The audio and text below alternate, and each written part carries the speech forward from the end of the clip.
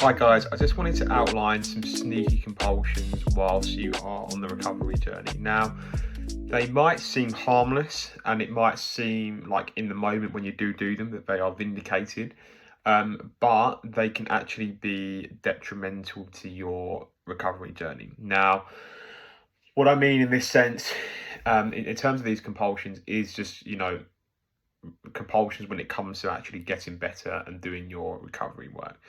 Now, there can be so many little ones that are, without you even knowing, that are actually in there, potentially halting your progress. So I'm just going to outline a few of those today. So one of the main compulsions, sneaky compulsions when it comes to recovery work is when you reread your disputing multiple times. Now, when it comes to your recovery work, of course, you need to break down your rational beliefs on paper.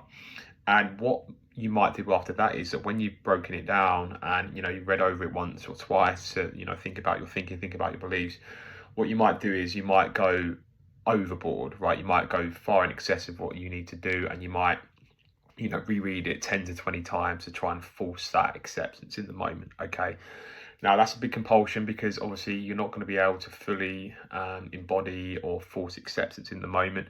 If you're reading it 10 to 20 times with the intention of making it sink in, then it kind of shows that you are being compulsive and you're trying to rush it. You're trying to just bolt it down and force it in the moment. So when you do your you write out your belief and you read it afterwards, a couple of times is fine. Any more than that, you want to err on the side of caution because it's like you're trying to force it and make it go in your brain. All right. So another compulsion would be writing out endless sides of paper after breaking down one belief, right? So again, you might break out your belief, instead of leaving it to one or two sides of writing. Again, you go way overboard and you do 5, 6, 7, 8 sides of writing. Okay. And whilst that doesn't sound like it could be a problem, in many cases it is, because you're trying to cover every base in one belief. You're trying to get every bit of information laid out. You're trying to make sure that you don't miss a bit and that you read over it, and that you sort of don't miss a trick. Now, recovery is a gradual process, and you're not going to be able to build Rome in a day. In many ways, you're going to have to segment and compartmentalize different components of recovery journeys. So, when you're doing your recovery work, one day is going to be one belief, another day might be another belief. One day might be 20 pages, but the next day might be 20 pages. You trying to do too much in the moment, underlined by, writing out 7, 8 sides of writing, that's, again, it's trying to force it, and it's not appreciating that OCD recovery is a gradual long-term process that happens in phases over time, right? So you really need to just allow that to happen. 1 or 2 sides of writing is absolutely fine. Again, any more than that, then I would really err on the side of caution. Okay. Another one as well, another subtle compulsion, is scribbling out your belief work as quick as you can, really frenetically. You might be doing your belief work, and yet you might be feeling a bit triggered, or you might be having that sense of urgency to get it figured out. What you might do is you might try and write out your belief as quickly as you can. And I remember I would do this a lot. I would look over, I looked over my disputing notes fairly recently, actually, just to sort of, remind myself of it.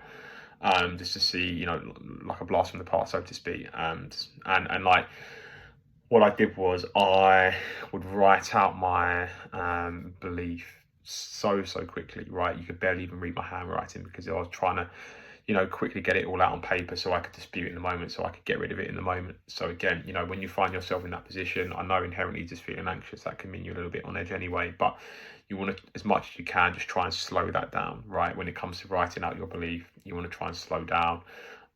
You want to try and not try and have it all squiggled out in one moment, and just really try and ease that off a little bit and think, right, I'm going to take my time to write this out. I'm going to take my time to think about my thinking and process what I'm writing. I'm not going to rush it.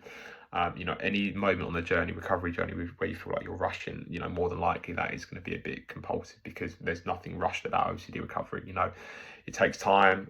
It takes time for acceptance to really fold and blend in, and it very much comes to us rather than us going to it. So you need to be aware of how you may be trying to quicken that process beyond what's actually needed. Okay. So another compulsion as well would be So, disputing in the moment, right? So maybe you feel triggered, maybe you had a trigger that's come in, whether it's an intrusive thought, sensation, or urge, or maybe you're feeling quite stuck on a particular day and you just whack out the books, right? You just, you whack out the books and the disputing with the intention of just being rid of that trigger in the moment, with the intention of actually alleviating and getting rid of that discomfort, all right? So again, you need to be aware of how you may be doing that. And the way that I dealt with that was leaving some allotted time every day to do my disputing then. So maybe I'll do my disputing every day that week at 7 o'clock after I had dinner, got home from work, right? That's something that you can also aim for as well.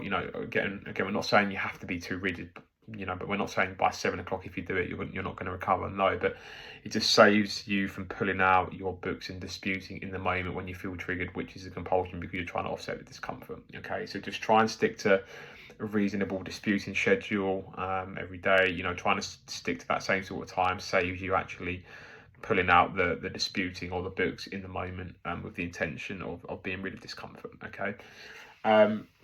Another compulsion as well is highlighting, so many areas of the book, right? So whether it's how to stubbornly refuse to make yourself miserable, whether it's the myth of self-esteem, what you might do is you have a highlighter where you're trying to underline all the key points. And I remember I had this at times where I look back on my book and I would have like a whole page pretty much highlighted because I didn't want to miss a bit of information. Okay, so again, you need to be aware of how you might be doing that. There's nothing inherently wrong with highlighting or writing on your book, but you need to be aware of how much you're doing this. At times you're going to have to take the risk of not all the information going in.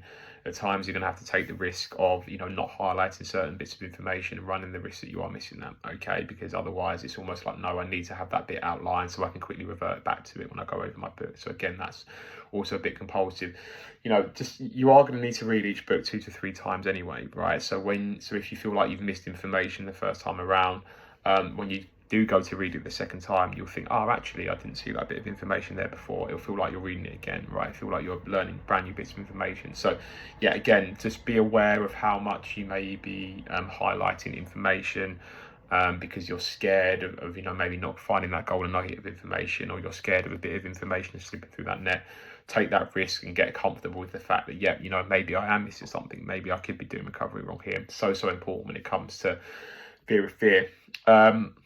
And another one as well that I see a lot is it's actually when you're on a coaching call, right? And you're saying to the coach, oh, can you just repeat that? Can you say that again? And, whilst there isn't inherently anything bad with that, with OCD, it tends to be sort of that affirmation of information that the coach is giving you. You're double checking what they're saying to you. You're double checking that you're getting that information right. You're double checking that you're getting your recovery right. So again, you want to be aware of how you might be asking the coach to repeat themselves, or you're trying to get that verification of what the coach has just said by getting them to say it again. Okay, so you do need to be aware of that.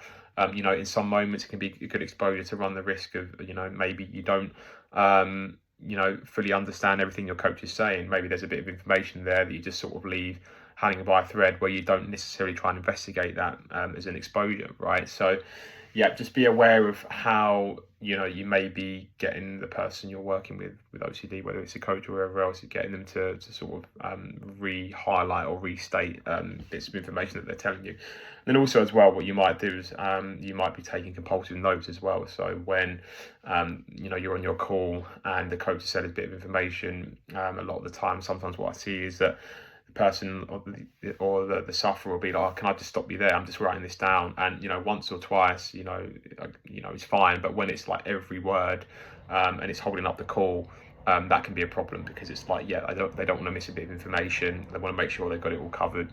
And again, it's accepting that on the recovery journey, there are going to be times where maybe we do miss bits of information, right? There are going to be times where things do slip through the net and we're not going to be able to remember everything. So again, you need to be aware of how you're compulsively trying to cover all bases and not miss any information. All right. So although that feels very, very sneaky, it's very important, that at times you do take the risk of maybe not having all bases covered.